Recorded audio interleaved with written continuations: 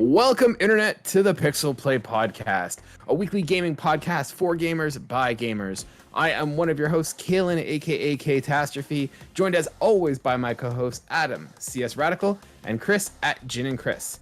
This week, we're going to be talking about when games give up their formulas. We're going to be talking about how games that have kind of deviated from what originally they were, and how we feel about it, which ones have done it well, which ones have done it poorly. So yeah, if you like that, we post episodes every week, Wednesdays at 12 p.m. Eastern Standard Time, wherever you get your podcasts. Or if you want to see our lovely faces as we do this, you can also find us on YouTube or Spotify. With that being said, gentlemen, let's get into it. How are we all doing this week? I'm curious to know what Adam's been playing. It's almost over. You're still playing? I know it's almost over because as someone who's played Cold Steel 4 before, I am so goddamn close to the end. By hook or by crook, I will be playing Trails into Reverie by this weekend. There is no doubt in my mind whether NIS is nice enough to gift us with a review copy. But by hook or by crook, I am playing that fucking game this weekend. I've waited long enough. I did the work. I know all the stories now, and by all the stories, I mean which characters I like. That's about it. But yeah, it's almost over. I mean, actually, the only major thing that I did apart from that is I finally watched something, which is unusual for me to do. I went on Netflix, or not Netflix. Why would I go on Netflix? That's bad money. Well, I shouldn't say that. I'm going with Amazon here, but you know, at least there's multiple uses for that one. Take your poison. Yeah, pretty much. On Prime, I took a shot at Three Pines, which was this random series that I was just kind of clicking around looking at different shows that were on because I hadn't checked Prime Video in forever. And I saw, Alfred Molina. Haven't seen stuff from him in a little while because my brain just immediately goes Doc Ock because, of course, I am. I'm a giant freaking nerd. And I read the description and it's like small detective story or like a detective story in a small town in Quebec. And I'm like, ooh, wasn't expecting that. Looked at the trailer. I'm like, all right. This is kind of curious. Put it on the wish list for something to watch a year from now. Turns out I end up watching it like maybe a month later. And I got into it, and Jesus goddamn Christ, I was not expecting so much emotion in that. Holy shit. I didn't read the description well enough. They didn't mention the whole part about how, like, I mean, trigger warning for some people, how fucked up it is for Native Americans in this country. Yeah, it's rough, man. Yeah, it definitely takes a turn from like, oh, here's a cool murder mystery to, oh, by the way, here's how we fucked over a race of people for centuries. Okay. Did you get like that nice like French like English accent and everyone's like, Alain, what's going on here? No, they weren't actually that bad. I mean, some people do speak both. Most of them that do speak French consistently on the show have pretty good fluidity. See, I can't even say fluidity with my own language. You do not have fluidity, sir. No, I do not. They all did pretty well. I didn't think there was anybody that was like really phoning it in. Even Alfred Molina, like it was good enough. Like I'm not expecting every person to walk in there and speak like they've spoken French their entire lives, but hey, it is what it is. It works for what it does too.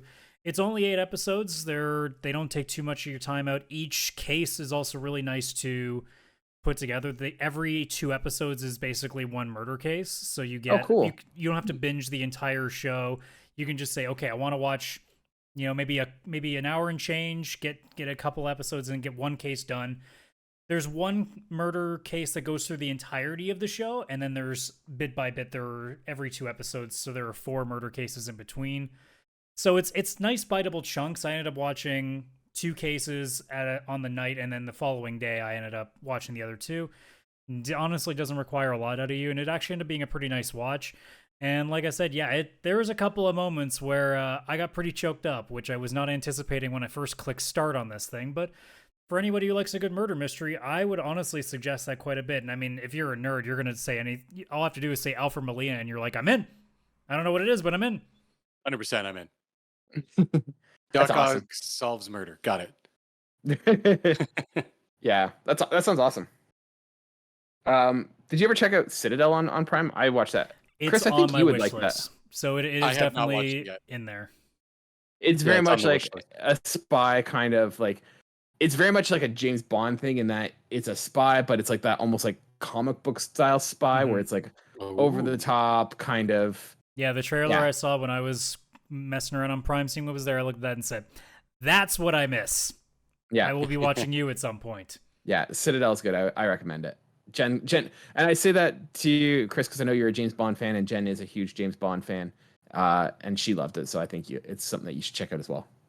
Yeah, I probably will. I mean, it's already on my wish list, so I just gotta watch later list, whatever the heck it's called on Amazon. I don't know. Watch list, yeah. It's your Prime backlog. No, no more backlogs. There is no watching backlog. You get the Steam going while you're watching your backlog. There you go. You're killing two birds with one stone. That's efficiency. That's 2 backlogs at once. True. That would be intense. Yeah, good luck focusing on that one. Yeah, hard to do because I do have my Prime app installed on my PS5, and on there I have been playing Final Fantasy 16. So I was gonna ask, what have you been, speaking of your backlog, what are you playing? Well, I finished that Theater Rhythm game. I randomly stayed up last Friday night because I finally hit I did it in order of difficulty, which is weird because the game is the same difficulty. It feels the whole time. Some songs are more difficult, but it's organized by game. So obviously there's going to be some high intense final boss battle music that's a lot more intense than like the map music, regardless of game. But I hit some games I really liked, and I actually did buy a little bit of DLC for a couple games. It's like some of my favorite games of all time, and it was like $4. I was like, I'm just going to buy the Chrono Trigger and Chrono Cross soundtracks. I'm going to do it.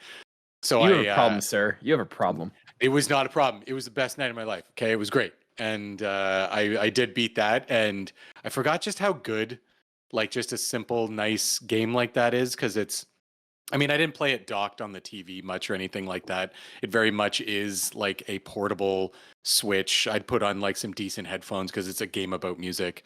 And I would just kind of sit there. And I mean, on Friday night, I think it was like 2:30 in the morning when I was doing my final song. And I was like, I need to go to bed. I've been up very long today. But yeah, it definitely like a very nice, chill, relaxing game. If anybody likes Final Fantasy music, there's nothing you wouldn't like about this. It's literally a game about every Final Fantasy song you can possibly freaking think of. It has all the spin-offs, games that you wouldn't have expected to even be in there, including a couple mobile games where I was like, I'm just going to burn through these and then keep going because I don't care. But yeah, like Adam, Final Fantasy fan that you are, Mythic Quest obviously was the greatest game to play music for in the game. So, obviously. I'm offended, sir, that you say he's the biggest fan. I thought you were off Apple TV. It's Mystic Quest, man. Oh, Mystic Quest, right. Mythic Quest is the show on. I get them confused because it's the same freaking name. Like, why did no one QC that before putting it out in the world? Because they're two different letters. Yeah, it's fine. But yeah, Mystic Quest. The only thing that sucked about it was Mystic Quest had like 7 songs, while some, like Final Fantasy 14, the MMO, had 38 songs, and I was like, this isn't fair. Well, I get it has so there many may more be songs. recency bias. Also, like, what, 4 or 5 expansions now? That is true. Also, no offense. It might also be a situation where it's just like the fact that you can't even remember the title, kind of indication that it doesn't have the. Or just the fact that most people don't like Mystic Quest. So. Mystic Quest is so good. Well, at least the music is. It's funny too, because like I wish I was about to say I wish more games would do this, and then I had to stop and went, no, most of the main ones that actually have like massive music backlogs have that. Final Fantasy did it, obviously did the Chrono DLC. Kingdom Hearts has Melody of Memories, I think it is. I think that's what it's called, yeah. But also Persona has it, but it's more of remixed Dancing All Night stuff, which honestly I don't like because I've listened to most of the remixes. I actually don't like them that much because I think they kind of take away from it. But like, I was about to think like, man, which JRPGs don't do that? And I really stopped and went, Trails, it's about it. That's all I can think of right now because most of the other ones are like, I mean, they have decent soundtracks. I can't think of many other games that I've personally played in the last little while that comes to mind anymore that isn't Final Fantasy at this point. Yeah, I think Final Fantasy is the biggest one. Like, for example, in the game, there's 3 different Final Fantasy VII sets of songs. There's the original Final Fantasy VII. Then they have this Final Fantasy VII spin-offs like Crisis Core, Advent Children, believe it or not. And then they have Final Fantasy VII Remake. So regardless of which Final Fantasy VII you want, you're going to get music from it. And as you play, like, there's little characters from the game, so you also get like Cloud and Tifa from normal Final Fantasy VII, or Advent Children, or from the remake. It's up to you. They kind of just make it a kind of fun like that. Is there spirits within music in it? No, that should be DLC. That should be in there. What the heck? No. It's DLC, but they pay you because you unfortunately went and saw that movie back in the day, so that's their way of owing it back to you. I like that movie. I saw it opening night. I like the movie. I don't remember anything about it, so that's probably as a good telling sign of how much I've tried to repress that from my memory. Well, I mean, this is why I'm the bigger Final Fantasy fan than you are. This is a JRPG king here. That's what this is. You know, honestly, like it just hit that point where like I was huge into art as a kid. Like I wanted to grow up and be like an animator and do like video game cutscene animations. That's what I wanted to do. And I thought the animation was just mind-boggling. And this came at like around the same time that like Linkin Park's Points of Authority song came out, and it just hit that vibe. And I was like, man, I am totally on board with this movie. Was it good? I don't know, probably not, but like I loved it. I loved the theme. I loved the art design. I thought it was good, but yeah, the animation. I do remember the trailer back in the day. It was just like a close up of an eyeball blinking, and the whole thing was like, "Is that a real eyeball or is that animation?" Whoa! And now you see it now, and you're like, "Oh, that's bad CG. I get it." It was great at the time. Like it was great at the time. Yeah, like, yeah, but all that movie really did. All that movie really did was just put me one step closer to the edge of not liking it. Boo. Boo. Boo. He says as he Chris, laughs. Chris, mute his mic again. Mute his mic. All right, here we go. And no authorization. Got it. Well, Kaylan, I assume that also we've both been playing the same game as our main game. Yeah. Because it's your hostess minigame? No. I wish. I don't have time for that. No. I'm still just playing the one game I'm playing. I am playing Final Fantasy 16. I'm liking it.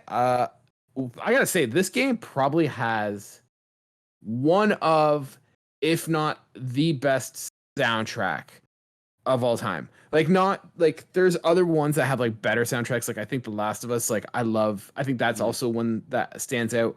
But like this one, almost anywhere you go has amazing music. Like it's just phenomenal. That's the one thing I'm taking away from this.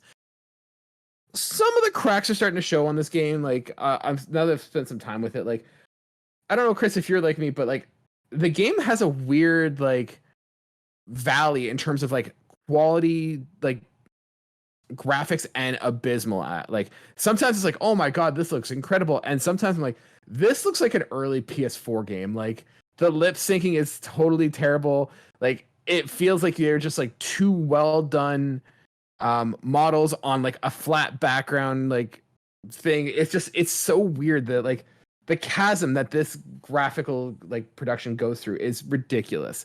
Because like sometimes I'm like, this looks amazing on a PS5. I can't, like this feels next gen, and sometimes like this feels very much like a PS4 like the JRPG game is showing his lack of experience. No, I criticize because I care. I can. Like I'm more just saying we know, because that's a pretty normal thing for JRPGs where it goes from like looks really really good to there's sections where you're like, I think the budget might have started running out around this part. Yeah. You can tell where they would prioritize certain conversations. Like it's just an NPC for a side quest, and they're like, minimal effort, guys. We're really working on that big, giant boss fight. So, it's like how I remember back in the days on this NPC. It's like the PlayStation JRPGs, like the original PlayStation JRPGs, where it was like, in retrospect, God, it looks horrible. And then you get to the CG cutscenes, you're like, oh, that's passable at least. Well, like even at one point I was like, I don't care about these NPCs. I'm not following the backstory too much. And I go to like one character, I'm like, all right, I'll ask you what's going on. It doesn't even have voiceover. It just goes into the and I'm supposed to read. I'm like, I'm not reading fucking text. Like I'm surprised they do that, because most games just go, fuck it, you're getting text.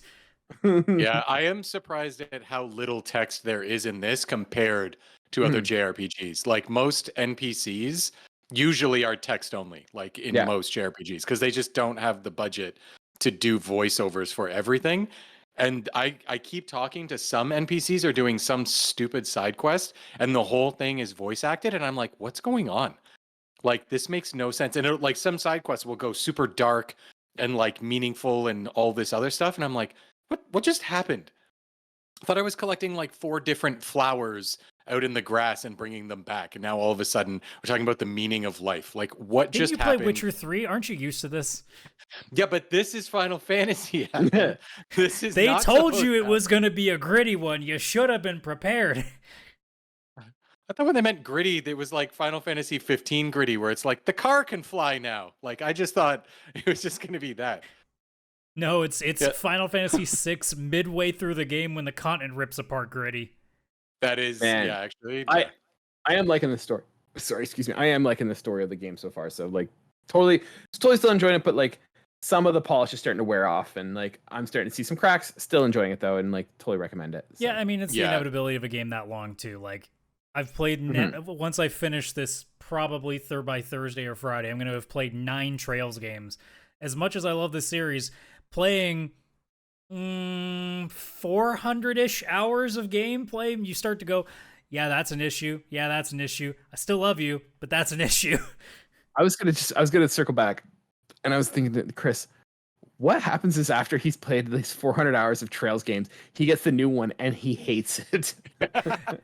You say that, it has crossed my mind at least a couple of times.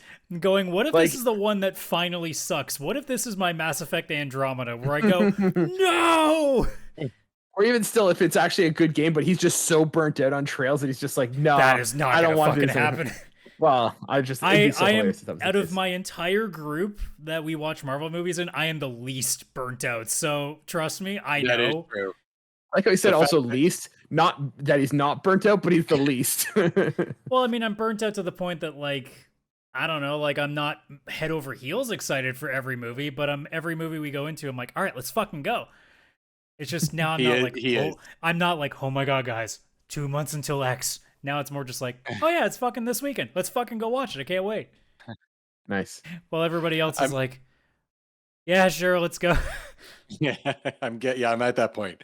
I feel like it. Some of the movies, no, but some of them, I'm like, yeah, I guess what else am I gonna do on a Thursday night? Come on. I'm selective now, yeah, with my Marvel movies. Like the last one I went to go see was Guardians of the Galaxy. Yes, that was. And one. that was a good one. Doesn't And then, Secret like- Invasion finish this week, Chris? It does. It does. So I can and my finally binge excitement that too? is so here, and then it's slowly like, oh no. It's not like it's bad, but it's definitely been like, oh, okay, right. It's a Disney Plus show. Got it. I'm Yeah, just you're getting gonna burnt temper out. your Like, expectations where you realize, oh yeah, budget. Yeah. it's not even that. I just like it's getting so like it's falling to the same trappings that comic books themselves have, where there's just too much backlog, too much work that I can't jump in. Like one of the things that I think Star Wars does very well is that Star Wars has natural on ramps and off ramps that you can come in, hang out for a bit, and then when you're done, you can exit. You get a complete story, and then if you want to jump in, like this looks interesting, jump on this, and then you can get out. Like I always say, like start with A New Hope because A New Hope is like a one and done movie. You can say I saw Star Wars, I'm good. I don't need to see anything else. It's a complete story. But then if you like it, you can stay on the highway and then take an off ramp at Return of the Jedi. From there, you can then go and either do the prequels, and there's an on ramp that you can take and watch the first 3 and then get off. Like there's so many points that you can come on and come off without having to like know the whole backstory. Whereas comic books is like, if you ain't like done the 300 hours of homework, then get fucked. You have no idea what's going on. It is the Like- risk reward way because like now that I've also played all the original Trails games too, as the video game example of this. Now that I've replayed most of 4 now and I've gotten all the crossover material that happens in that, it definitely, like I said in the video, that it doesn't really matter where you start as long as you pick an arc and start at the first game. I still agree with that, but don't get me wrong, at the same time, replaying 4 in full and knowing everything now does make certain moments stand out a little bit more because you understand what their value is. But at the same time, like, there's still jumping points there, and it's still worth it in the end, whether or not you go through the crux of or the entire thing or not, as long as you have like some sort of a starting point. Marvel is sort of similar, as there are certain jump-in points. You're obviously going to miss something, but I mean that is the case when you're talking about 30 movies now. Yeah. So I mean there are certain points after each Avengers you can basically start again and you'll have like somewhat of a point, but realistically speaking, if you want to get the most out of it, you start from the beginning, but not everybody can do that. That's why I try not to be the person to be like, oh, you gotta watch all of this in order to get into this thing. It's like, bro, like, here's a decent point. If you don't want to watch the entire thing, go start there. Yeah. Adam, I'm pretty sure that the 10th Trails game is going to be where it opens with a character you've never met before. He was having a dream. That is possible. There are new There is 4 pathways in that game. 3 of the lead characters from the last 3 arcs, and then a new arc. So okay, well, there's they're only doing one like the one. It's not quite like the 13.2 like time travel thing, but there is definitely a point where you can just select where you want to jump into. So you can pick certain arcs over the other if you want to. If you really like playing the Cold Steel characters the most, then you can start with them and get their stuff going. So that's apparently what I've like. The very little that I've read up on that game is that it's allowing you to at least like pick your spots. All of that was a lie, because it's just one guy who wakes up. All 9 games were a dream. Okay, they don't actually matter. Guy gets up, we are talking a JRPG. Clothes. That is always a possibility. Well, he puts on his very normal clothes because he just lives in modern day Tokyo, normal guy, and he goes to work, and that's the game. Oh, it was so all I his didn't know imagination. Trails and Persona were crossing over. All right. I was gonna say, is his job working the club that we talked about last week? Oh, that'd be cool. But no, he just works in a cubicle. The game's very boring. Shit, I'll take a fighting game that crosses over Persona, Trails, and Yakuza. That sounds like a blast. No. It's not Trails into Reverie. It's Trails into reality, and it's just normal reality guy. Trails into reality is what happens every time I turn my console off. Okay. Speaking of games taking detours from their formulas, this week I wanted to kind of talk to you guys about something that I was thinking about playing Final Fantasy 16. I was thinking about like a lot of franchises that we've known that have been very popular have kind of taken a bit of a detour and moved away from what was their former formulas and kind of reinvented themselves. And I was wondering like how you guys feel about that. Like, is it a betrayal to fans when they kind of deviate from their formulas to kind of cater to new audiences, or is this like a healthy thing to kind of keep a franchise alive? So I was playing, Final Fantasy 16, which is a huge departure from other JRPGs in the fact that it's pretty much not even an RPG at this point. I was thinking like Legend of Zelda deviated quite a bit from its formula with Breath of the Wild. Tears of the Kingdom kind of stays in line with the Breath of the Wild open world formula, but it's a huge departure from what Zelda games previously were. Even things like God of War kind of had a huge like detour from it. And so like, how do you guys feel? Like, is this something that, is a betrayal to fans of the game? Because like, I know some people aren't jiving with the new formulas as much as they did with the old ones. Like, what do you guys think? It's the case that we always run into with a lot of things where it really depends on what the license is, what situation it's in, what change are they actually making? Because I think it's really dependent on, does it work? Because a lot of times you'll see companies do things to change it as a way to revitalize something or like put a breath of fresh air into something, and that doesn't always work. And sometimes these changes are also done out of necessity because, especially for a lot of licenses that we grew up with, the change to 3D made a lot of things have to change because there just wasn't any way around it.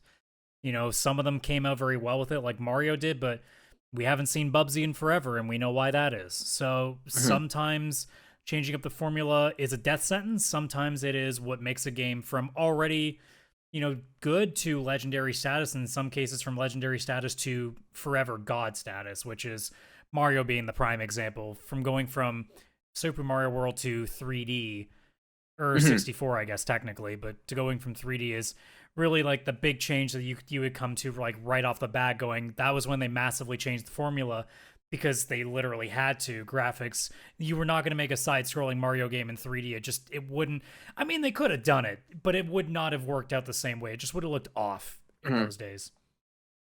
Especially with that N64 controller. Yeah, I definitely agree with what Adam's saying, because it is kind of like, yes, the technology is evolving, so you should use it, or else people are going to be like, oh, these people aren't going to, the developers aren't putting in effort or something like that. But also it's tough because you take these franchises, a lot of them have been around since the 80s. So you have people playing them that are 40, 50, 60 years old. But also there's those people online that I hate where they're talking about their first console when they were 4 years old and got a Nintendo Wii. And then I realize how old I am compared to them. But It's true because, for them, they didn't play NES. They look at that and they're like, why would I touch that? That is stupid. That is an old game. So you kind of also have to always be not catering, but also welcoming to newer gamers who are used to the newer technologies and the newer way of more modern games. And it is tough because how do you kind of do both of those? Because you're gonna have people that are gonna be pissed that it's different, but you're also gonna have people that are like, why am I playing a game that feels so slow because it's turn-based and I literally have to choose with words on the screen if I'm going to attack or use magic or use an item? Why can't I just press X and attack like I'm there, like every other game I played recently? So it is hard to kind of find that balance. And yes, some games do it well, some don't. And then some other games I feel have like a kind of a different approach where they have multiple games going in a series, and one is very much kind of the original way, and then one is the more like big flagship new way of kind of doing it too. Yeah, like for a while you had like say like Assassin's Creed where it was doing its open world third person thing, and then they had the side scroller games they would put on the side. So they had like stuff like that where you have that. Pokemon is a great example of that, where they just basically have done everything. Like you had Pokemon Snap, Pokemon Stadium, Pokemon Puzzle, or Pokemon Pinball, Pokemon Puzzle League, Pokemon Trading Card Pikachu Game. Detective Pikachu. Pikachu. Yeah. Pokemon Go. Yeah, They've tried everything. It really depends too on like how big the franchise is too, because it also tells you, or it also gives you like insight of how much room you have to work with, because you always want to be, especially if you're one of the bigger franchises out there, you want to kind of be on the cutting edge. You want to be constantly evolving before you get lost in the shuffle, which is why you've seen certain games like, say, Medal of Honor, who missed the jump and Call of Duty took over. So you have like things like that where you got to be careful too, because if you stick to what's worked for you, it might work for you in the short term, but if you don't evolve fast enough, you may get overtaken. Not every game can be the same thing over and over again. Like there are very few games that are like Dynasty Warriors, and they are still very niche, even though those games are literally almost carbon copies of themselves. They do very well in the niche market that they have. You could even make an argument that sports games, if we're talking EA Sports, are a lot like this, where they don't really change the formula much, but it seems to work for them. But that's a very small case. Not every game is going to evolve to like a drastic degree. Whereas there are some games, like I'm convinced today, like here's a great example I'll pull off right off the bat. Grand Theft Auto does not exist if it stayed the way it was back in the PlayStation days. We would not be talking about that series at all if it stayed the top down that it was. Yeah, 100%.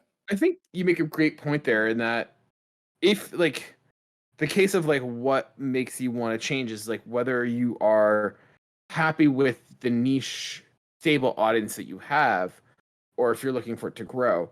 Because like you're saying, like Dynasty Warrior, FIFA, like those kind of games, they were kind of sitting in their own, they have like their own little bubble. They're happy. They've got their dedicated audience, but like they're not growing. They're not, coming up in popularity. Whereas I think of things like, Final Fantasy 16, like I think that is the most successful or like the highest selling Final Fantasy game to date. And like, yeah, they've definitely gone through their ebb and flows too with all the changes that they've done since really 11. But I mean, if we're not counting the online games, like 12 was the first real game that kind of went different to the traditional system. I mean, not around the same time we had that Dirge Cerberus third like crossover game for 7. So they started experimenting a little bit, and it definitely didn't jive with a lot of people. There was definitely a lot of pushback early on. And it's kind of come back in the last little bit. Like 13 has its detractors, but also a lot of people got into the series because it definitely got a lot more linear again. So people felt like it was a little more easy for them to get into.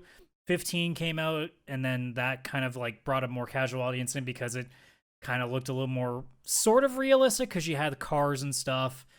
And then now 16's come out and has basically gone, hey, we're Game of Thrones, come play us. And a lot of people have gone like, sure. Well, I think it's not just like it's Game of Thrones, but I think it's like, hey, we got rid of a lot of the JRPG stuff that like the tropes of JRPGs. I know, I'm simplifying it a lot. Yeah. 100%. But I think like it brings in the new audience that hasn't tried it, like, the JRPG king here. But I think of also things like God of War, right? Like that God of War was a very immature, edgy, like 2000s style game that, no offense, doesn't really resonate with like in this day and age. Like you'd still get a couple people, you'd get like a small audience, but like the level of zeitgeist that God of War has now, like God of War, I would argue, is one of, if not the PlayStation mascot at this point. And I don't think it would have been there if they had stuck with the formula that they had. So like by reinventing it and coming out with something new and fresh, it's going back to the idea of like on-ramps. Like it's a new on-ramp where you can come in, hey, we've changed things, it's brand new, it's a good way to come in. And so I think, yeah, like if you want to stay loyal to the fan base and you don't want to change, you don't want to grow, totally fine. But if you're wanting to go from here to here, like if you want to step up in terms of your renown, like that's the way to do it. Not saying it's a guarantee, but you have to make those changes in order to evolve and become a more successful brand.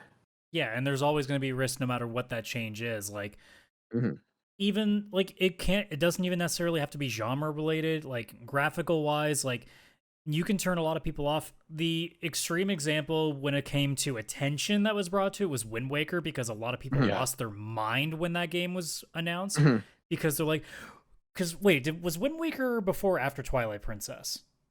Before, I think. Before? Yeah, it was GameCube, and Twilight was the Wii launch. Yeah. That's right. Because a lot of people were going off of Ocarina of Majora's Mask at that point, and as soon as they got this cel-shaded version of it, people lost their shit, which I also, in retrospect, think is hilarious given how cartoony Ocarina of Time and Majora's Mask are. But, you know, grasping at straws there. It looked real at the time. Yeah. Circling back to Final Fantasy.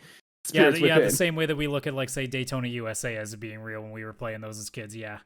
Those are real cars. That's what they look like. Ask Elon Musk. He made a truck that looks like it. True.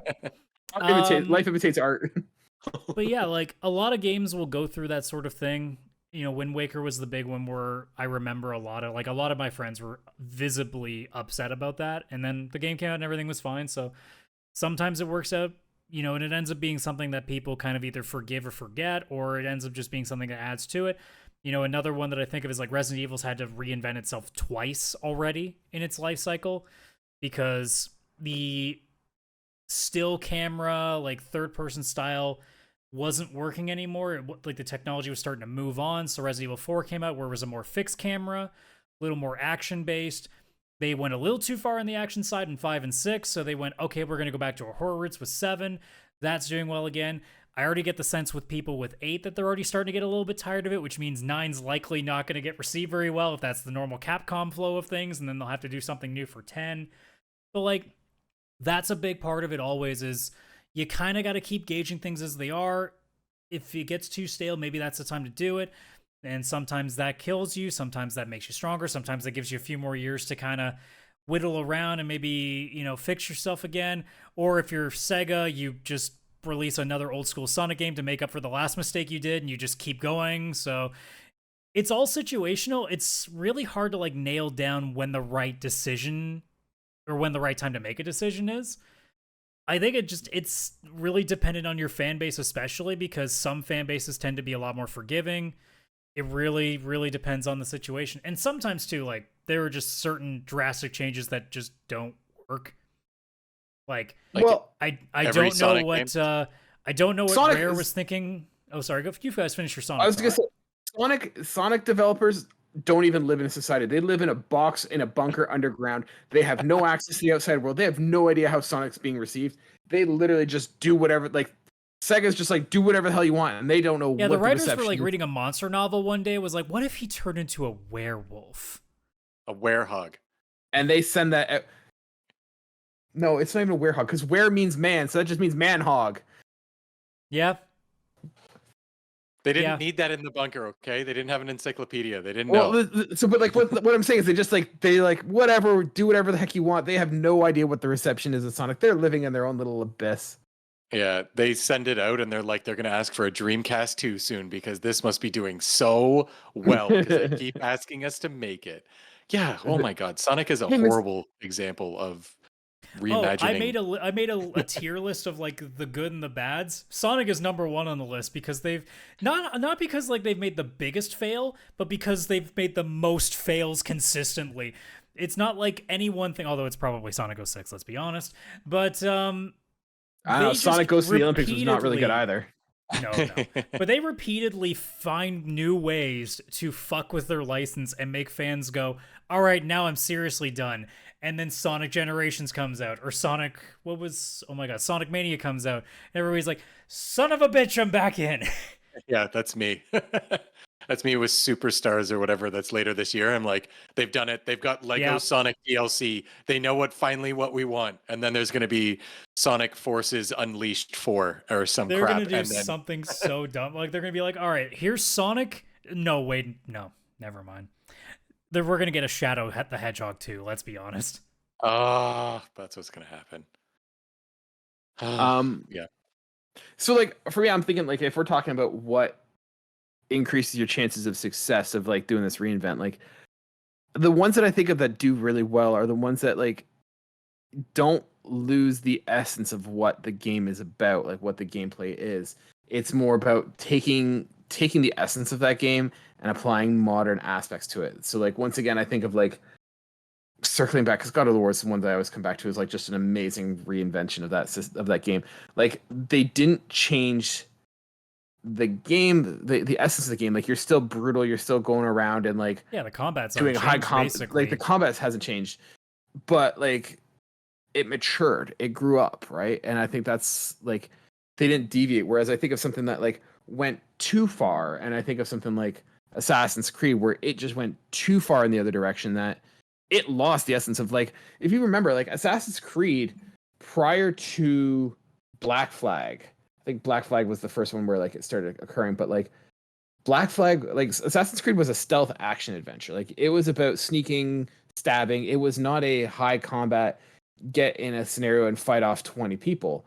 It could happen, but, like, typically you were kind of boned if that happened. Like, you were trying to avoid that. Yeah. And I think Assassin's Creed, oh my god, what's the one in France? Oh, Unity. Liberation? Unity. Yeah. Like, that one kind of went back, and I still argue it was also a gigantic mess upon launch.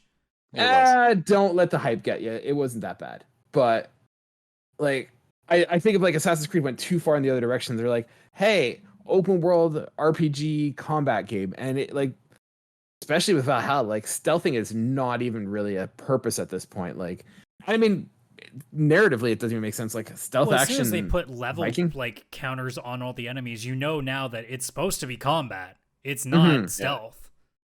Yeah, I got so pissed when I was playing Odyssey and I tried to go and stealth assassinate someone, and I did everything right, and I go and he just turns around, smacks me upside the face, and I'm like, oh, now I'm in combat. I was like, that kind of defeats what Assassin's Creed is. So much so that they're actually going full tilt back to the stealth action adventure, which is good. Because also, fun fact, the games used to have assassins in them, and they got rid of those after a while. Yeah, because even Odyssey and Valhalla, it's like the assassins are there kind of doing their thing, and you're just another person. Well, the very least with Odyssey, they had the excuse that this was pre-Assassin Order. That is true. And they did. Valhalla doesn't have that excuse, I don't think. No, you've got the character from this game, Basim. He's just in your camp with you, and you talk to him. And it's like, oh, you're an assassin. That's cool. I don't get to play as you. I'm gonna go ride my boat now and sing Valhalla songs. I don't know. I'm gonna go, like, just axe 100 people to death. Yeah. There's a lot of that. It's very God of War. It's basically God of War in the Assassin's Creed universe. Yeah. So it's funny because you were mentioning, like, a modern take on things. Yeah. I mean, a great example to make a really good pun with it would be Call of Duty Modern Warfare, because at that point, before that, all the games were World War II shooters. And for the exact reason that I said with Medal of Honor is gone, is because Call of Duty realized that you can't just keep doing M1 Garand, gunplay constantly, and they decided with the 4th edition to go modern. That just blew up. Oh, it's called a Garand. I spent way too much money getting a history degree to not get it to pay off. So, Mom, Dad, it's paying off. It's called the Garand. All right, so the M7 Garand. I don't want to. It's just I spent a lot of time and money getting that degree, and I have to use it in some way. And it's finally the one chance I've had to use my history degree, and I'm using it right now. So don't belittle my degree. But yeah, like I don't even remember much of the original 3 games because I don't think they really had this like story emphasis. Like they had like bits of elements of a story, but they didn't really go like too deep. And then Modern Warfare came out, and it had what ended up being a 3-part story down the line that had serious tense moments. I mean, one of the things I remember was the mission where you are Price's, I think like his mentor McMillan, where you do that. Just it was one of the first main instances of a stealth first-person shooter mission where you were slowly going on, taking guys by bit by bit, sniping here and there, silenced. And just like the tension that built as you were like trying really hard not to be spotted or trying to time everything correctly. And then, of course, the infamous nuke moment in that game where it definitely like made people realize, oh shit, you can storytell to this extent in first-person shooters, which wasn't really a common thing. I think Red Faction might have done that beforehand, but Red Faction was still a lesser-known name. They also screwed it up with Red Faction Guerrilla later on, so there's another change of things that didn't work out for them. But like Call of Duty really put it on the table for people that there is a hell of a market out there if you can find a way to take single player first person shooters and put nice stories on it. And of course, I guess it helps when your multiplayer ends up being one of the best that have been in quite some time.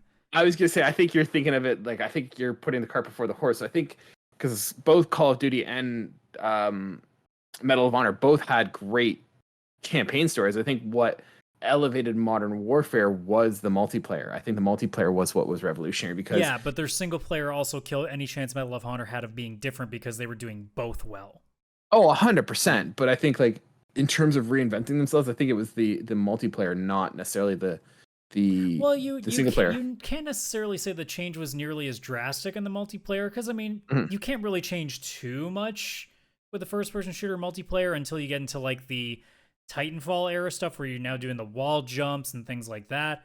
Because I mean, sure, like there were the helicopters you could call in and stuff like that, but again, it was still mostly sticking with the formula. Yeah. No, I think the kill streaks, I think that's where they were kind of introduced because I don't think there was kill streak bonuses. No, but I don't think kill streaks are nearly as drastic as like that really heavy, like actual, like almost like a drama storytelling that they were doing too. Because there were moments here and there with the original 3 games, but they were nowhere close. And it really made them to the point of like people noticed. Because, I mean, most people were just playing them because they were just solid first-person shooters. I never heard anyone talk about a single moment in Call of Duty 1, 2, or 3. It was just good. And then 4 came out, and the multiplayer was incredible. And then people were like, holy fuck, that nuke moment. Or in the second game, no Russian. Like, it just started a trend now where, unfortunately, they also went to the point that it got stale, where they were just like, oh, so you got to do something shocking in each game. That's not necessarily true, guys. I'm gonna just with the story. I think you're doing a disservice to like the Brothers in Arms series from 2005 because like that game had an. I mean, I could say I'm doing a disservice, but give me a good chunk of people that play video games and tell them how many of them vaguely remember that series. Unfortunately, it's so good. It needs to come back. I agree, but it also is very well forgotten. Even that was also a game that, Honor, in my opinion. That was also a game that kind of missed an opportunity, like in terms of reinventing. Because I don't know if you guys remember this, but you had this gritty, sort of like a Band of Brothers style game, and they were gonna do a multiplayer hero shooter co-op game. If you guys remember that, I do. Oh, I didn't think it was gonna be a good idea, and it never made the light, so it's probably for nobody the best. did. I kind of feel like Brothers in Arms games would do really well in this day and age. I feel like that. The distance from like World War II has kind of been enough that like people would feel fresh again. It'd feel fresh again, especially if you came in and did like a single player style story. Well, that's the thing too. Like, I don't think because there are 1,000 multiplayer games that do different time periods, so there's just no point in trying to take that market. I think at this point, if anybody's going to bring a first person shooter back to really do something, you have to do something story wise with it to really start the attention because. Multiplayer wise, you're not going to compete at this point. Like, I don't see what another company could do, like Medal of Honor, Brother in Arms, or say like even like, you know, we talked about oh my god, not Black. What was the MAG? There we go. The really Yeah. the big one. None of those games are going to be able to do anything. Even if we want to go to like Killzone, like there's nothing that those games are going to be able to do to take away your Call of Duties, your Battlefields, and then obviously all the other Fortnite Battle Royale games either. And if you're looking for like even co-op first-person shooter, Destiny's got that shit taken care of. So you're really going to have a difficult time getting through that market. So, and we've talked about it before too, single-player experiences seem to be where a lot of the core attention is coming from again. So maybe that's the route in. Yeah. But anyways, back to things that are completely changing formulas. Let's go back to something that also didn't work very well. You want to talk about a random one? Let me throw a random one at you. I want to hear this. One of the biggest arcade games in all of history. And then we went to a point-and-click game with Pac-Man 2.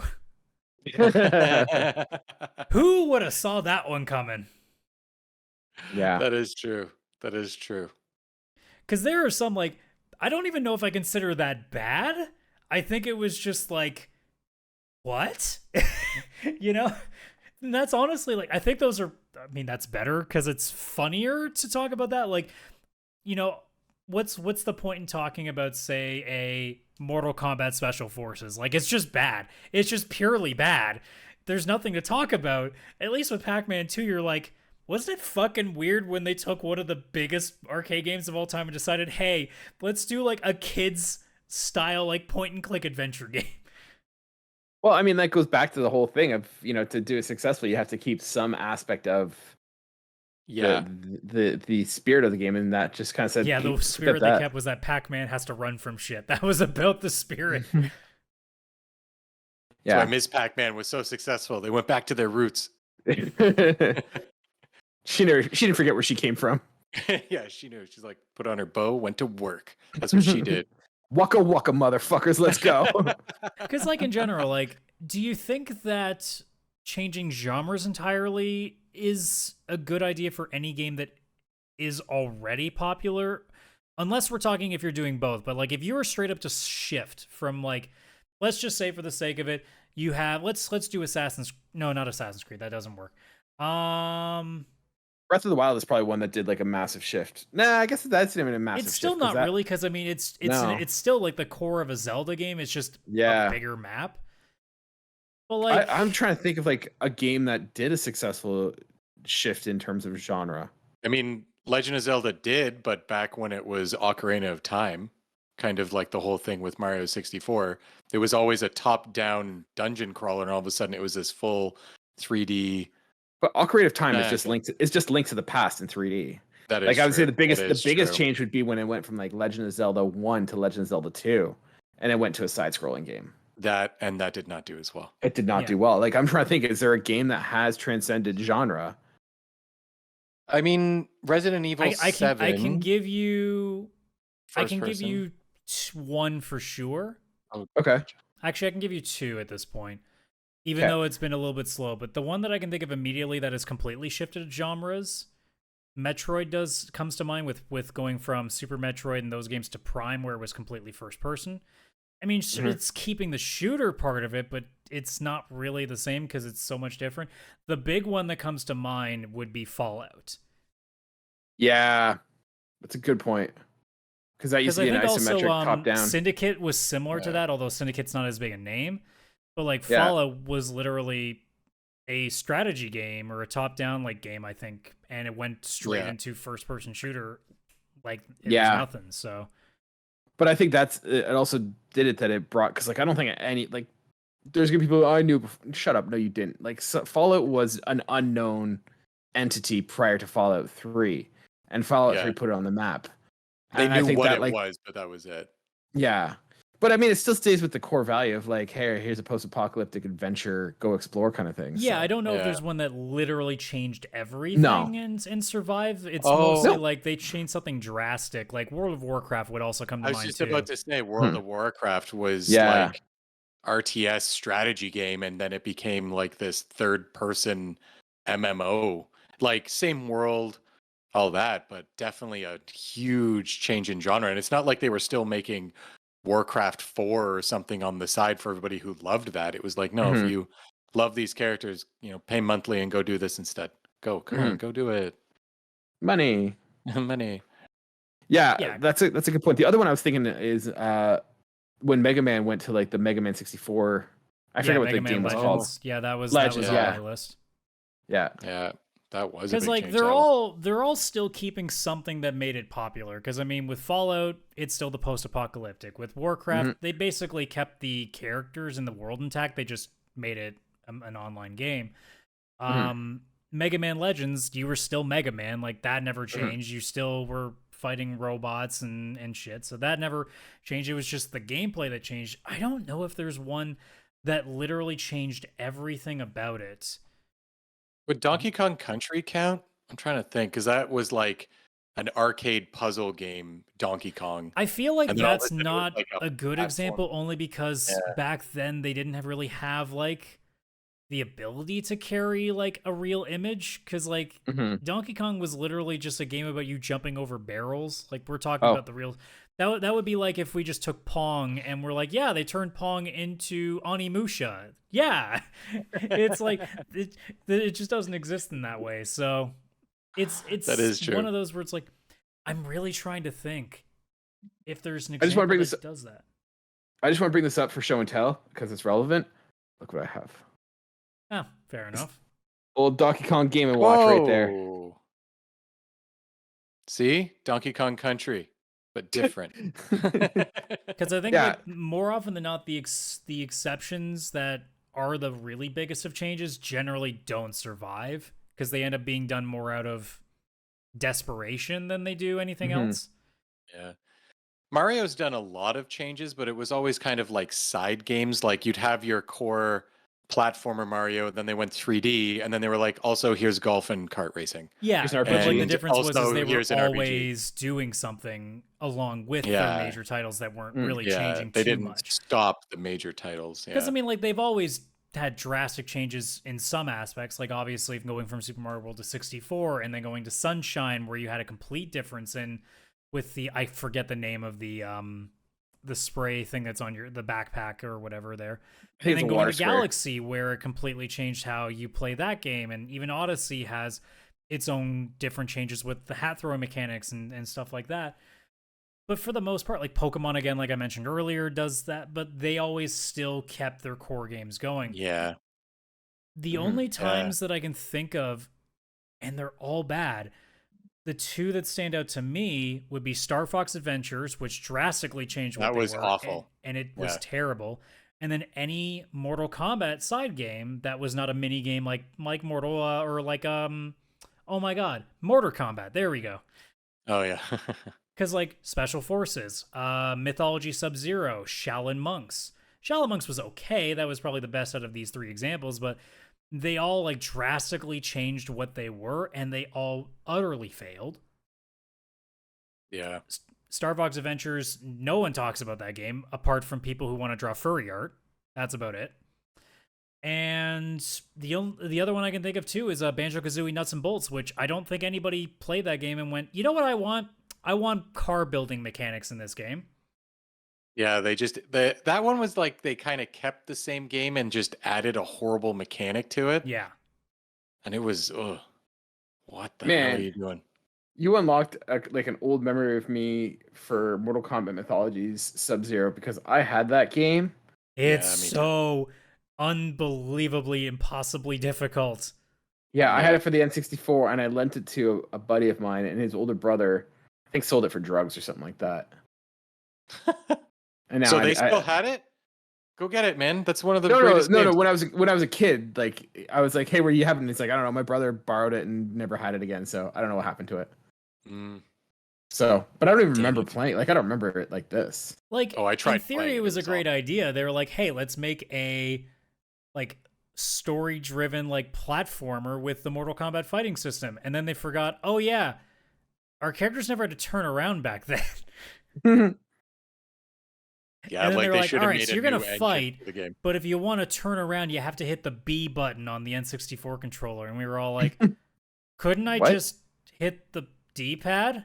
Like, no. Yeah. The B button. Also, you're not gonna have your freeze power at the start of the game. But you're Sub-Zero. Origin story. That's why, Adam. It's an origin story. But he's already called Sub-Zero. He has to awaken. I don't know. It was just coincidental that like the powers he got happened to be related to like thing. It just worked out. Yeah, and he already had. Yeah, the somebody outfit. just foresaw what he was going to be, and just were like, "Yeah, you probably will throw some ice shit sometime." Your name's Sub-Zero, and this is your cool blue outfit. Yeah, all right. You're just Sub-Zero, and here's blue, and they're like, "Oh man, I shoot ice. Man, that's a happy accident. Like, cool." As a side note, that was Kaylan, lucky. Which copy did you have? Was it the N64 or the PlayStation version? N64. Then you had the inferior version. Yeah. What makes it inferior? I'm sure you want to go down a real rabbit hole. Go look up the live action cutscenes they did for the PlayStation version of that game. They are fucking funny. Oh, that's right. They wouldn't even have had those on the N64 card. I remember too. I can't remember. Was it Armageddon? It was one of the PS2 Mortal Kombat games because they had like the crypt where you could unlock all this stuff. They had the blooper reel from that game, from all the recordings of that game. It's so funny. The fact that like a guy really tried his best, like this random guy they must have pulled off the street to be Quan Chi, and he had to be like so terrifying, and he did so terribly, but it's like the good kind of terrible. Like the guy who plays Shinnok is like this, like he sounds like your grandpa. He doesn't sound like an elder god at all. It's so good. Like seriously, even like if anybody also wants to even get like a good idea of just how bad this game was, look up Pro Jared's video on it, and like he gives you a pretty good look of A, how stupidly hard that game is, B, how stupidly dumb the game is, and C, how stupidly funny the game is. Yeah. I'm trying to think, is there any other examples you guys can think of that were done really, really well? No. Of where it's like a full change in genre? No. Or even like a small change, because like Burnout 3 Takedown also comes to mind because when they added the takedown system, which suddenly made that game completely different. It became more than just a racing game, and that's what most people remember about Burnout was knocking guys off the road and seeing like that cool camera shot of the car just crumbling. Yeah. Like Resident Evil going first person in 7, that was the first time they went first person. It was always like a third person kind of view, and it went really well for them, especially all the VR videos online of people trying to play and how scared they get. They're very funny. You've got that, and then obviously anything like the N64 PS1 era where everything went 3D, there is a lot that did it well. That was probably the biggest first real jump, just because the technology jumped as it did. You got the Marios, you've got the Zeldas, heck, you even have like Kirby 64 and everything that like went 3D, and then you have the bad ones like you mentioned, Bubsy, Adam.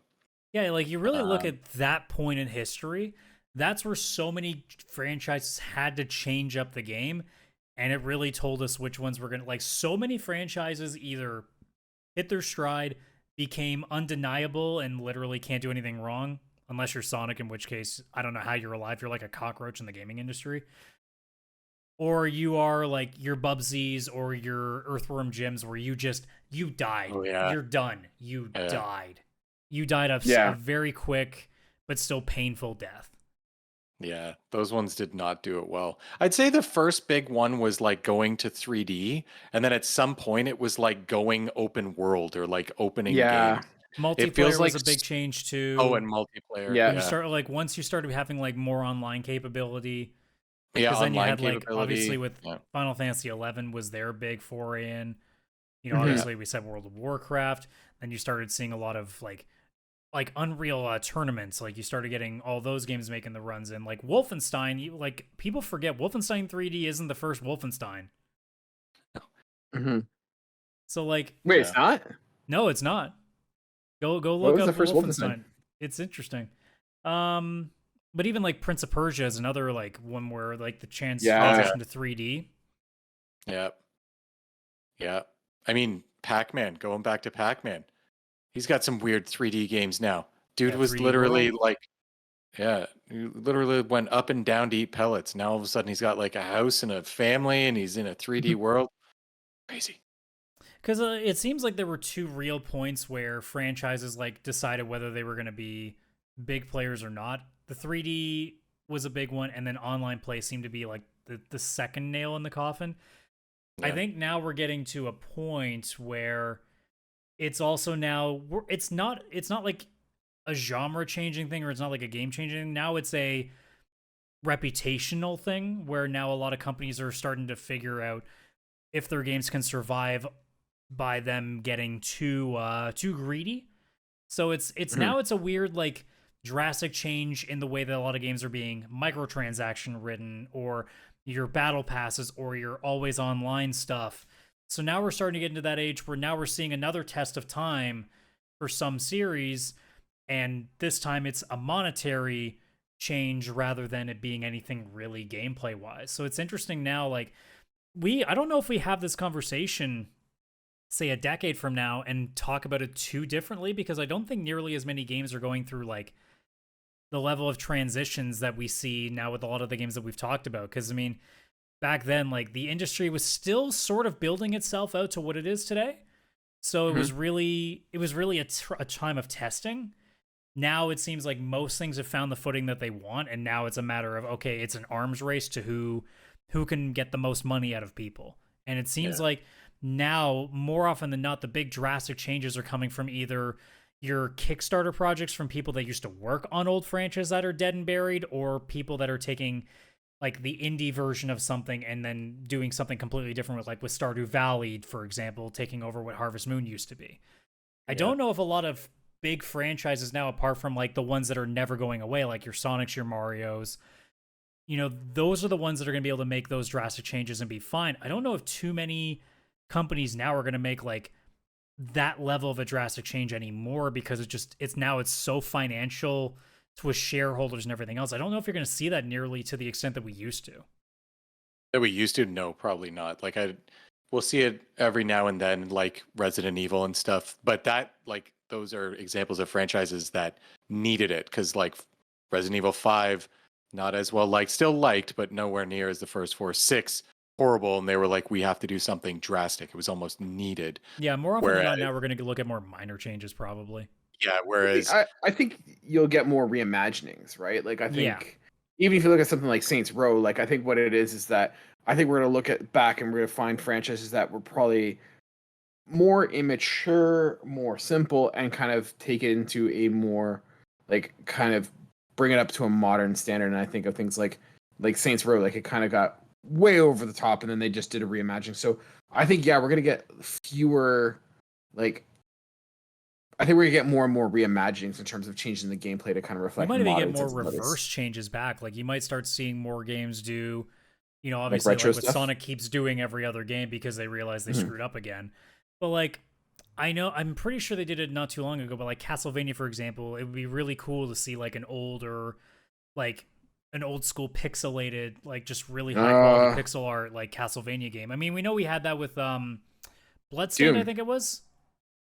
Bloodstained, yeah, that's a game. Also, Dead Cells, an indie Metroidvania game, has official Castlevania DLC now. So it's not like these companies don't know that, you know, their genre of game, the old way of doing it is, you know, not well loved. They know how well loved all of it is, and they're even jumping in now with other people, kind of like with like Legend of Zelda and stuff. While they're working on the main games, they're still starting to give it to other genres, like the dancing rhythm game, the Crypt of the Necrodancer.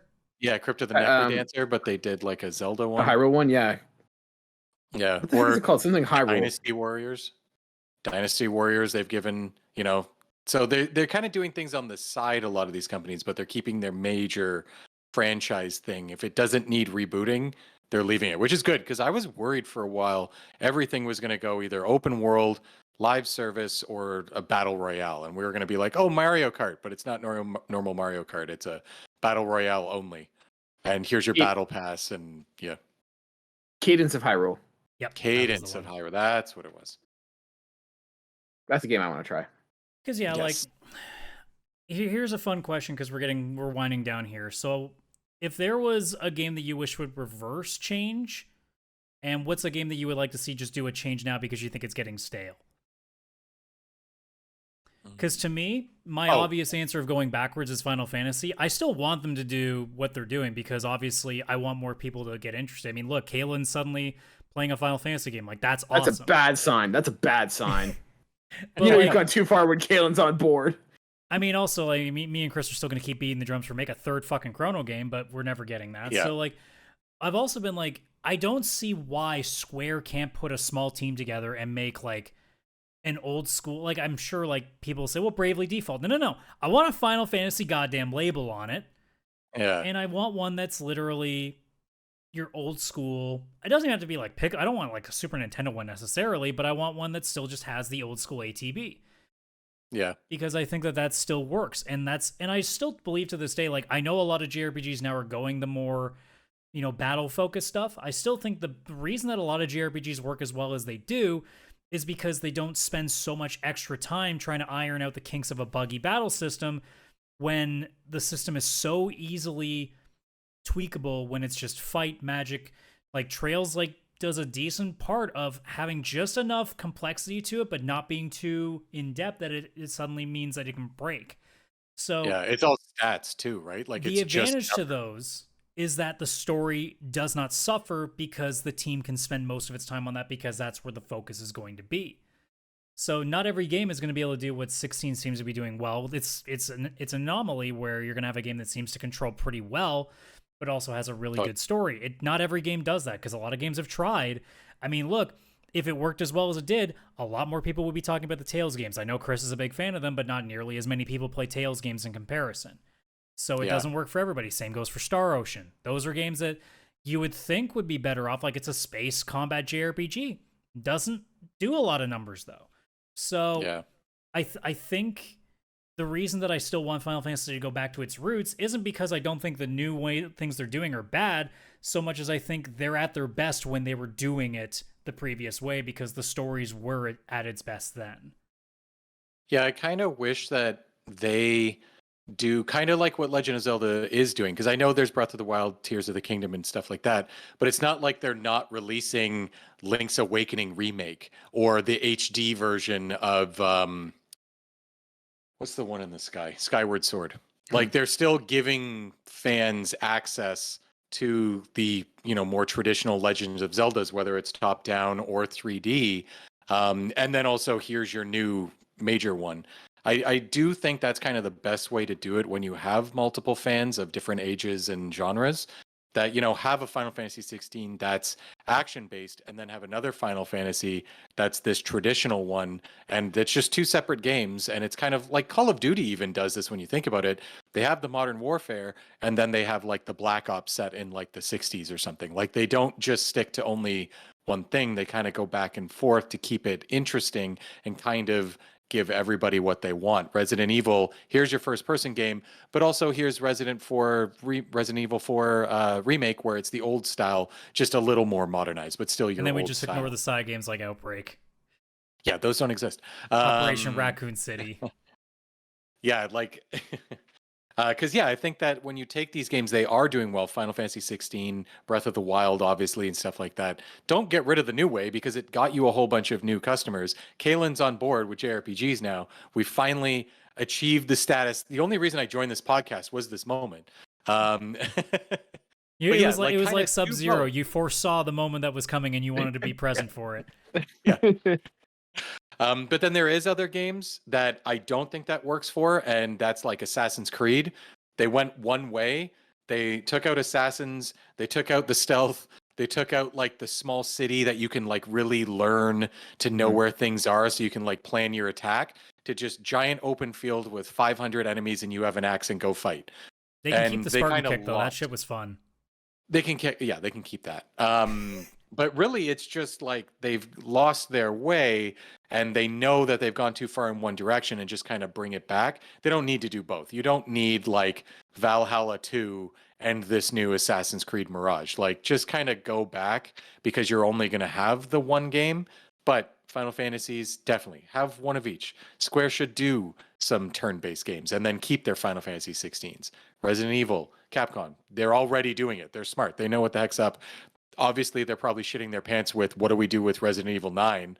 Do we stay first person, or do we do that and then remake 5 and hope people like it? Like, they're kind of at that moment where they've run out of easy answers, but I mean, hopefully they know what to do next. But yeah, I really think that the true answer is if you're a strong enough franchise where multiple releases could make sense. Final Fantasy, Legend of Zelda's, Mario games. I mean, they've kind of been doing it. They've got multiple I'd love versions. to see them take another crack at something like The Adventures of Link. I'd like to see them actually take another shot at that. Yeah, I mean, I think now would be the time. As long as they keep in I am error, I'm on board. That's all I care. There's an NPC that says I am error. That's it. For Kaylan, me, is there anything old school that you can think of that you want to go back to? Yeah, so it's going to be a very unpopular opinion, but I would like to see Zelda go back to its roots. Ideally, I'd love it to go back to like A Link to the Past, like that top-down cartoony sort of world. I thought that was really cool. That for me is my favorite Zelda game, but I'd even take something like an Ocarina of Time kind of era. For me, I find losing the big map, I think is probably what you're looking at. Well, like losing the big map, but also having like more structure in terms of like find this, like make it almost like kind of like the Metroidvania that it was, where it's like, oh, I found a bomb, I can now go back and blow this up and get access to this, and have like a progression of I'm getting better, I'm getting stronger. Where I find the new Breath of the Wild, Tears of the Kingdom style is just I have everything at my disposal already. It's just, oh, I'm getting more hearts, I'm getting more stamina. Like the gameplay doesn't change in the sense of like, and I mean, Tears of the Kingdom, you can if I'm wrong. The gameplay doesn't change. You've seen an hour, you've seen like if you've seen 1 hour, you've seen 20 hours of like Tears of the Kingdom in the sense of the gameplay is not going to change. You're not going to get more tools at your disposal. No, you get your abilities right at the beginning, basically. Yeah. Yeah. And I kind of like the old like progression level of A Link to the Past. Yeah, where you feel like you're actually growing as a hero. Exactly. Like, and I want that like hero's journey of like, hey, start here, go here, that then lets you go there. Where I don't know. I find that that's kind of been lost with the new ones. I just want it a little bit tighter. That's where I'm kind of feeling. And so I know it's probably not going to happen. The success that Legend of Zelda has, like I am in the minority, and I'll play Tears of the Kingdom, and I might be pleasantly surprised. It might change my opinion, but I feel like something was lost for Legend of Zelda when it went to that open world. Mm-hmm. This is where I feel like, yeah, like I think that kind of with what I was saying is they can keep Tears of the Kingdom. It makes way too much money. They're not going to get rid of Breath of the Wild, Tears of the Kingdom, but also have new Zelda releases, not remakes, not remasters, just brand new ones on the side. Like Nintendo, you're going to sell both. Like I'm going to buy both because a Link to the Past and stuff like those are probably my favorite versions of Zelda as well. Even loving Tears of the Kingdom, I love it, but there's still something about the older games that I did love because of the progression and all of this stuff. I mean, the Link's Awakening remake kind of confirmed that too, that people are more than okay with this being a thing. So like, because I think the last time they did a new one was like A Link Between Worlds, I think, wasn't it? Yeah. No. Oh wait, was it one after? Wasn't there Seasons or whatever? Seasons was Game Boy Color? Yeah, that was like, I'm talking like the most recent one, like Zelda, A Link Between Worlds was like 3DS. 3DS. That was 2013, I want to say. Yeah, that was. It was definitely early 2010s. It wasn't the late half. No. It was. It was. I don't think, not counting like re-releases or remakes, I don't think they've done a new one in that style. No, and if they're gonna do one in that style, which I really do want them to do that, because I think having both would just print them money. Come on, let's be honest. Stop making it where it's like another sequel to A Link to the Past. They keep connecting to it because they're worried if they don't make it like, oh, you're the same Link from A Link to the Past. It's just been 6 months, because that's what Link's Awakening is. That's what Link Between Worlds is. Apparently, it's all the same map, same stuff. Just make a brand new one, and in that style, make the graphics look beautiful, and you're going to be fine. Yeah. So I think not, unless, because I have no idea what this looks like, because I didn't remember it came out. Triforce Heroes is probably the closest thing to a not like 3D open world Zelda, and that was 2015. So it's been quite some time. It's been almost 10 years since we've had that style, not counting remakes or re-releases, I should say. Sorry, Triforce Heroes is what I was thinking of. Oh, that's the one you're thinking of. Yeah. But I mean, like, that's the kind of Zelda I like, and I kind of wish that Nintendo would give that some love. But they could do that. They could release a 3D, like Ocarina of Time sized 3D one just in modern graphics, and do a Breath of the Wild style one. And they could sell all three of those and just release one every year and just go around in a circle. And I worry that like an Ocarina of Time kind of thing would be too close to Breath of the Wild, that it would feel like the poor man's version, like the. Then there's an easy solution to that. You drastically change the graphical style so it looks massively different. Like you do a Twilight Princess, like super like darker and like more realistic looking version of it. Yeah. And it's a lot easier to separate. People will not look at games the same way if they visually look different. Yeah. Or even Wind Waker, Toon Link, bring him back and do like a 3D Toon Link style one. Man, you really want to change it up? Imagine making like a Skyrim style Legend of Zelda. Oh, I'm surprised no one's modded Skyrim to do that. I've seen like some kind of mods, but it's more just you're the Skyrim guy wearing Link's tunic and you just still look like the Skyrim dude. But like a first person Legend of Zelda game. I'm just imagining somebody like overwriting the sound files with those fools, bro. But yeah, they'd have to tone down the high-as, I think, with every swipe of the sword in a first person. I don't know.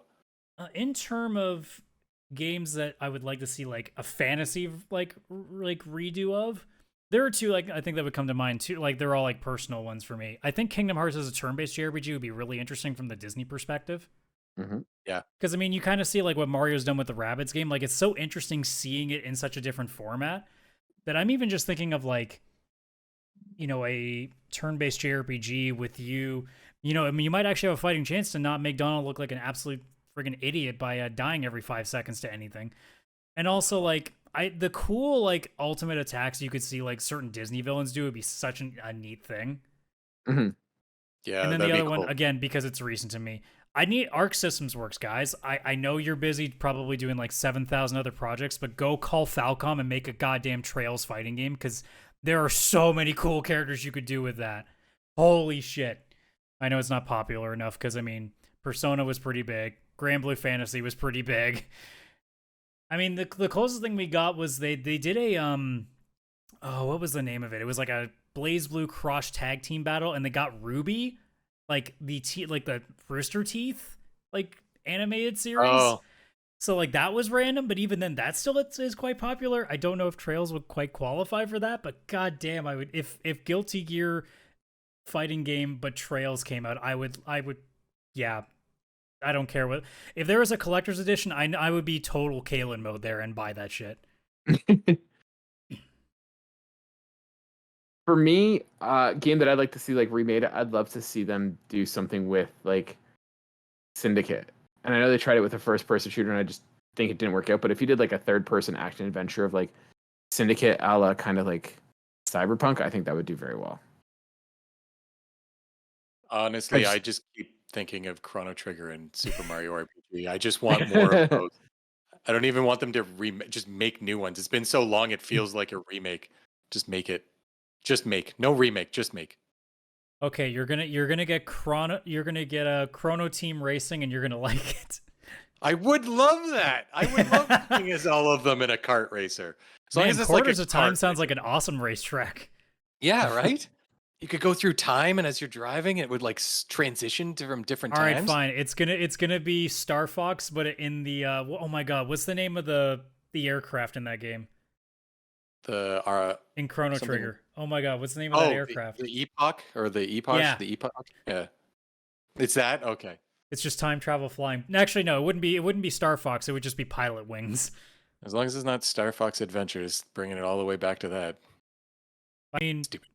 I mean, Ayla would fill in for Crystal, I guess, sort of. That's true. Kaylan's like, goddamn JRPGs. Nerds.